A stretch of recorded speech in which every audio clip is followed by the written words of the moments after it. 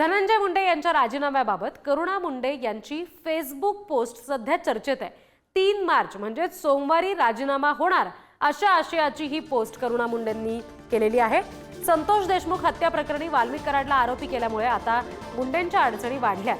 त्या संदर्भात करुणा मुंडे यांनी केलेली जी फेसबुक पोस्ट आहे ती सध्या चर्चेत आहे। ही दृश्य आपण पाहतोय त्या फेसबुक पोस्टची।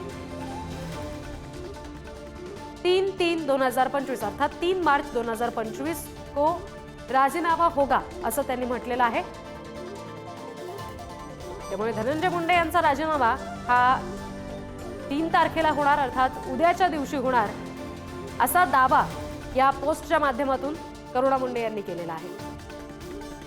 ही फेसबुक पोस्ट आहे त्यांची जी सध्या चर्चेत आहे, कारण या सगळ्या अधिवेशनाचे जे अर्थसंकल्पीय अधिवेशन उद्यापासून सुरू होतंय त्या सगळ्या दरम्यान सगळ्यात मोठा वादळी मुद्दा हा संतोष देशमुख हत्या प्रकरण निश्चित ठरणार आहे। आणि या सगळ्यामध्ये आता वाल्मिक कराडला सुद्धा सीआयडीने जे दोषारोप पत्र दाखल केलंय त्याच्यात मुख्य सूत्रधार म्हटलेलं आहे। इतर आरोपींची नावं सुद्धा स्पष्टपणे नमूद केली आहेत। आणि या सगळ्या पार्श्वभूमीवर धनंजय मुंडे यांचा राजीनामा होणार तो उद्याच्या दिवशीच होणार असा दावा करुणा मुंडेंनी त्यांच्या सोशल मीडियावरच्या या पोस्टमध्ये केलेला आहे।